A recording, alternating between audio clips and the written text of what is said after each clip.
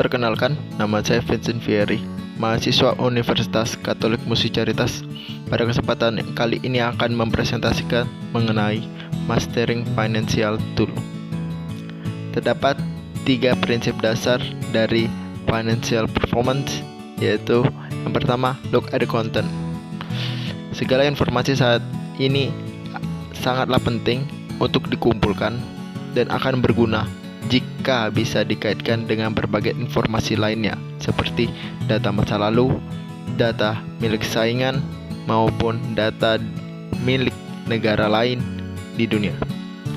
Untuk prinsip yang kedua adalah look forward well as a backward. Data masa lalu bisa digunakan sebagai dasar prediksi untuk mengejar target yang lebih besar. Untuk yang ketiga adalah question your data.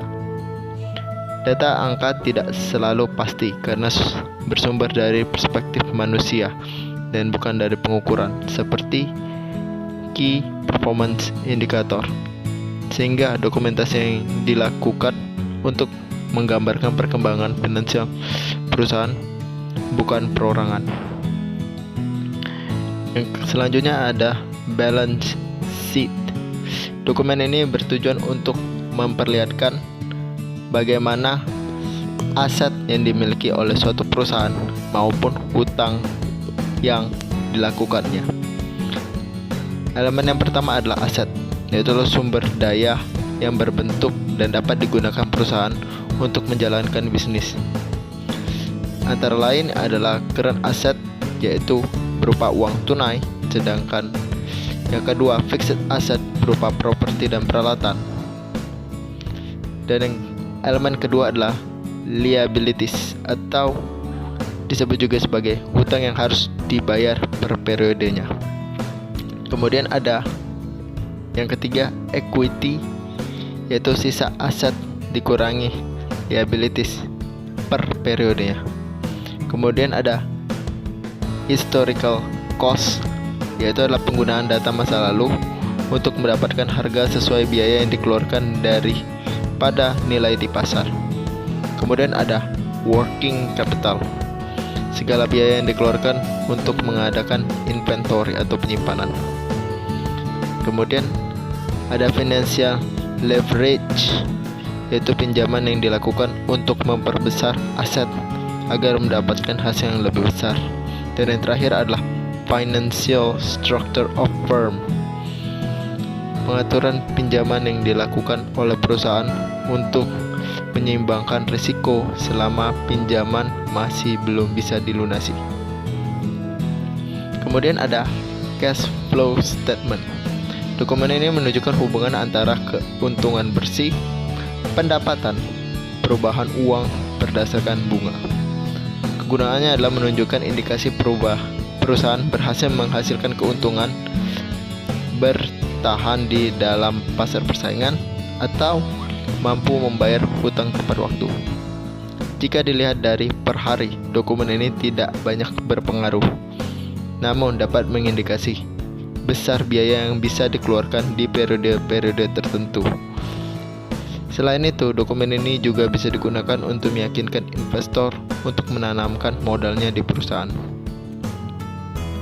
Selanjutnya ada income statement, yaitu adalah dokumen yang berisi tentang kronologi pendapatan dan pengeluaran yang dilakukan dari waktu ke waktu. Dari dokumen tersebut terdapat 3 aktivitas manajerial yang memanfaatkan dokumen ini.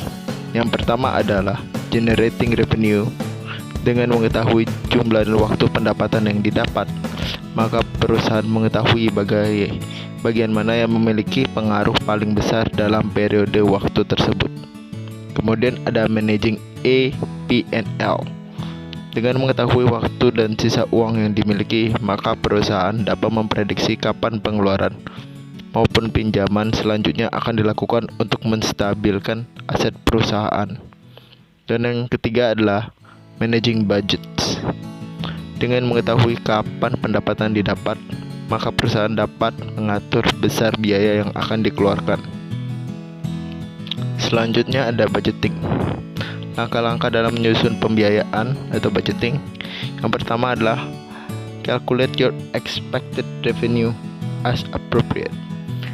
Pada tahap ini dilakukan prediksi mengenai pendapatan yang akan didapat selama beberapa periode dengan menggunakan data masa lalu, sehingga bisa diketahui besar biaya yang akan dikeluarkan selama beberapa periode tersebut untuk mengimbangi pendapatan yang diprediksi.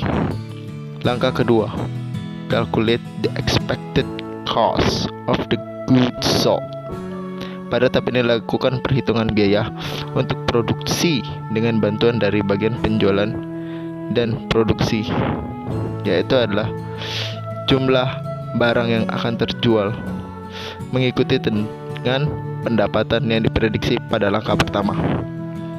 Langkah ketiga adalah calculate the expected other costs. Pada tahap ini dilakukan perhitungan biaya untuk non-produksi, biaya-biaya yang mendukung untuk biaya produksi yang diprediksi pada tahap 2 dan mengikuti prediksi pada tahap 1 untuk mendapatkan pendapatan. Biaya-biaya tersebut antara lain bisa biaya penjualan, biaya promosi, biaya manajerial, dan lain-lain. Step keempat, calculate the expected operating income. Pada tahap ini membuat target pendapatan tiap periodenya. Jadi dari step pertama yang memprediksi pendapatan, kali ini akan dipecah menjadi beberapa periode untuk setiap pendapatan per periodenya. Kemudian step kelima atau terakhir, develop alternative scenario. Pada tahap ini dilakukan simulasi atau persiapan mengenai kondisi terburuk dan biayanya. Jadi kesimpulannya, yang pertama adalah tentang data finansial akan berguna jika dapat digunakan untuk membandingkan performance dari perusahaan Anda dengan performance dari kompetitor Anda dan juga keadaan pasar yang akan datang.